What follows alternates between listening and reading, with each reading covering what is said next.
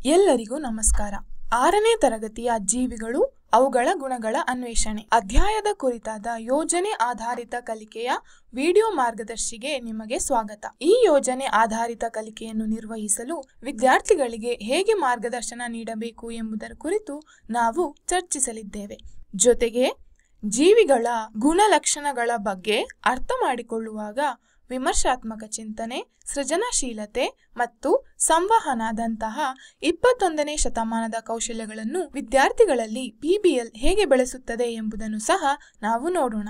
ಈ PBL ಅನ್ನು ಪೂರ್ಣಗೊಳಿಸಿದ ನಂತರ ವಿದ್ಯಾರ್ಥಿಗಳು ಸಾಧಿಸಲಿರುವ ಕಲಿಕಾ ಫಲಗಳು ಹೀಗಿವೆ. ಈ PBL ಎಲ್ಲಾ ಜೀವಿಗಳು ಒಂದೇ ರೀತಿಯಲ್ಲಿ ಬೆಳೆಯುತ್ತವೆಯೇ ಮತ್ತು ಬದಲಾಗುತ್ತವೆಯೇ, ಅವು ಏಕೆ ವಿಭಿನ್ನವಾಗಿರಬಹುದು ಎಂಬ ಅನ್ವೇಷಕ ಪ್ರಶ್ನೆಯಿಂದ ಪ್ರಾರಂಭವಾಗುತ್ತದೆ. ಈ ಪ್ರಶ್ನೆಯು ವಿದ್ಯಾರ್ಥಿಗಳಲ್ಲಿ ಕುತೂಹಲವನ್ನು ಉಂಟುಮಾಡುತ್ತದೆ ಮತ್ತು ಅವರನ್ನು ಅವಲೋಕಿಸಲು, ವಿಶ್ಲೇಷಿಸಲು ಮತ್ತು ಪರಿಕಲ್ಪನೆಗಳಿಗೆ ಸಂಬಂಧ ಕಲ್ಪಿಸಲು ಪ್ರೇರೇಪಿಸುತ್ತದೆ. ಇದು ಆರಂಭದಿಂದಲೇ ವಿಮರ್ಶಾತ್ಮಕ ಚಿಂತನೆಯನ್ನು ಬೆಳೆಸಲು ನೆರವಾಗುತ್ತದೆ. ಮೊದಲನೇ ಚಟುವಟಿಕೆಯಲ್ಲಿ ಬೇರೆ ಗ್ರಹದಿಂದ ಭೂಮಿಗೆ ಮಾದರಿ ಪದಾರ್ಥಗಳನ್ನು ತಂದಿದ್ದೀರಿ ಎಂದು ಊಹಿಸಿಕೊಳ್ಳಲು ವಿದ್ಯಾರ್ಥಿಗಳಿಗೆ ತಿಳಿಸಿ. ಅವು ಜೀವಿಗಳೇ ಅಥವಾ ನಿರ್ಜೀವವಾಗಿವೆಯೇ ಎಂದು ನಿರ್ಧರಿಸಲು 1 ವಾರ ಅವುಗಳನ್ನು ಗಮನಿಸಿ. ನಂತರ ನೀಡಲಾದ ಅವಲೋಕನಗಳ ಆಧಾರದ ಮೇಲೆ ಕೋಷ್ಟಕವನ್ನು ಭರ್ತಿ ಮಾಡಲು ತಿಳಿಸಿ.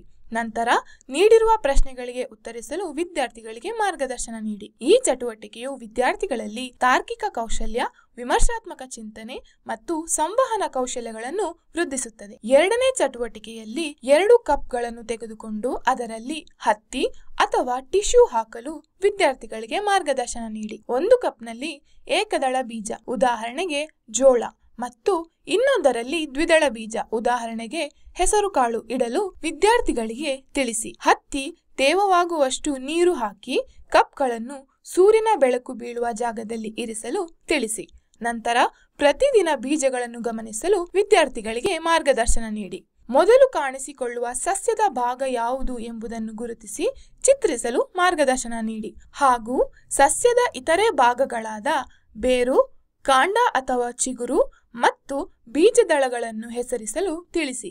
5 ರಿಂದ 6 ದಿನಗಳ ನಂತರ ಬೀಜಗಳನ್ನು ನಿಧಾನವಾಗಿ ತೆಗೆದು ಬೇರುಗಳನ್ನು ಗಮನಿಸಿ 2 ಬೇರುಗಳನ್ನು ನೋಟ್ಬುಕ್ನಲ್ಲಿ ಚಿತ್ರಿಸಲು ತಿಳಿಸಿ. ಹಾಗೂ ಅದರಲ್ಲಿ ಮೊಳಕೆಯೊಡೆಯುವಿಕೆಯ ಹಂತಗಳು, ಬೇರಿನ ವ್ಯವಸ್ಥೆಯ ವಿಧ, ಎಲೆಗಳು ಮತ್ತು ಕಾಂಡಗಳನ್ನು ತೋರಿಸಲು ಮಾರ್ಗದರ್ಶನ ನೀಡಿ. ಈ ಚಟುವಟಿಕೆಯನ್ನು ಮಾಡುವಾಗ ವಿದ್ಯಾರ್ಥಿಗಳಲ್ಲಿ ಸೃಜನಶೀಲತೆ ಕೌಶಲ್ಯ ವೃದ್ಧಿಸುತ್ತದೆ. ವಿದ್ಯಾರ್ಥಿಗಳು ಚಟುವಟಿಕೆಯ ನಂತರ PBLನಲ್ಲಿ ನೀಡಿರುವ ಸ್ವಾವಲೋಕನ ಪ್ರಶ್ನೆಗಳಿಗೆ ಉತ್ತರಿಸುತ್ತಾರೆ. ಉದಾಹರಣೆಗೆ, ಸಸ್ಯಗಳು ಏಕೆ ವಿಭಿನ್ನ ಬೇರಿನ ವ್ಯವಸ್ಥೆಗಳನ್ನು ಹೊಂದಿರುತ್ತವೆ? ಈ ರೀತಿಯ ಸ್ವಾವಲೋಕನ ಪ್ರಶ್ನೆಗಳಿಗೆ ಉತ್ತರಿಸುವಾಗ ವಿದ್ಯಾರ್ಥಿಗಳ ವಿಮರ್ಶಾತ್ಮಕ ಚಿಂತನೆ ಮತ್ತು ಸಂವಹನ ಕೌಶಲ್ಯ ಹೆಚ್ಚುತ್ತದೆ. ಹಾಗೂ ಏಕದಳ ಮತ್ತು ದ್ವಿದಳ ಬೀಜಗಳಲ್ಲಿ ಮೊಳಕೆಯೊಡೆಯುವಿಕೆಯನ್ನು ಅರ್ಥ ಮಾಡಿಕೊಳ್ಳಲು ಮತ್ತು ಹೋಲಿಸಲು ಅವರಿಗೆ ಸಹಾಯ ಮಾಡುತ್ತದೆ. 3ನೇ ಚಟುವಟಿಕೆಯಲ್ಲಿ ಚಿಟ್ಟೆಯ ಬಗ್ಗೆ ನೀಡಿರುವ ಅದ್ಭುತ ಸಂಗತಿಗಳನ್ನು ವಿದ್ಯಾರ್ಥಿಗಳಿಗೆ ವಿವರಿಸಿ. ನಂತರ ಚಿಟ್ಟೆಯ ಜೀವನ ಚಕ್ರದ ಮಾದರಿಯನ್ನು ಕರಕುಶಲ ಸಾಮಗ್ರಿಗಳು ಅಥವಾ ಪೇಪರ್ ಪ್ಲೇಟ್ ಬಳಸಿ ರಚಿಸಲು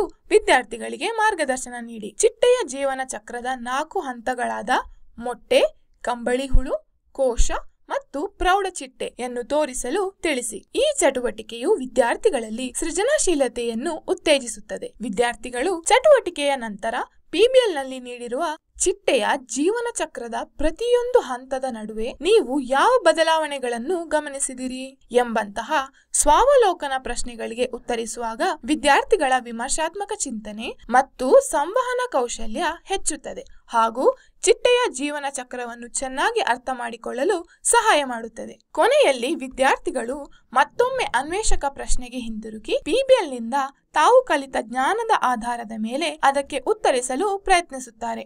ನಿಮಗಾಗಿ ಈ ಪ್ರಶ್ನೆಗೆ ಒಂದು ಮಾದರಿ ಉತ್ತರವನ್ನು ಇಲ್ಲಿ ನೀಡಿದ್ದೇವೆ. ಎಲ್ಲಾ ಜೀವಿಗಳು ಒಂದೇ ರೀತಿಯಲ್ಲಿ ಬದಲಾವಣೆಗಳನ್ನು ತೋರಿಸುವುದಿಲ್ಲ ಮತ್ತು ಅಭಿವೃದ್ಧಿ ಹೊಂದುವುದಿಲ್ಲ. ಅವುಗಳ ದೇಹ ಮತ್ತು ಅವಶ್ಯಕತೆಗಳ ವ್ಯತ್ಯಾಸದಿಂದಾಗಿ ಮನುಷ್ಯರು, ಪ್ರಾಣಿಗಳು ಮತ್ತು ಸಸ್ಯಗಳು ಎಲ್ಲವೂ ವಿಭಿನ್ನವಾಗಿ ಬೆಳವಣಿಗೆಯನ್ನು ತೋರಿಸುತ್ತದೆ. ಪ್ರಾಣಿಗಳು ಅಭಿವೃದ್ಧಿ ಹೊಂದಲು ಆಹಾರವನ್ನು ಸೇವಿಸಬೇಕು, ಆದರೆ ಸಸ್ಯಗಳು ತಮ್ಮದೇ ಆದ ಆಹಾರವನ್ನು ಉತ್ಪಾದಿಸುವ ಮೂಲಕ ಬೆಳೆಯುತ್ತವೆ. ಈಗ ಬರುವುದು ನನ್ನ ಕಲ್ಪನೆ, ನನ್ನ ರಚನೆ ವಿಭಾಗ. ಈ ಜಾಗವು ವಿದ್ಯಾರ್ಥಿಗಳಿಗೆ ತಮ್ಮ ಆಲೋಚನೆಗಳು, ಪ್ರಶ್ನೆಗಳು ಮತ್ತು ಕಲಿಕೆಯನ್ನು ವ್ಯಕ್ತಪಡಿಸಲು ಅವಕಾಶ ನೀಡುತ್ತದೆ. ಉದಾಹರಣೆಗೆ, ಎಲ್ಲಾ ಬೀಜಗಳು ಮೊಳಕೆಯೊಡೆಯಲು ಬೆಳಕು ಅತ್ಯಗತ್ಯವೇ ಎಂಬಂತಹ ಹೊಸ ಪ್ರಶ್ನೆಗಳನ್ನು ಬರೆದುಕೊಳ್ಳುತ್ತಾರೆ.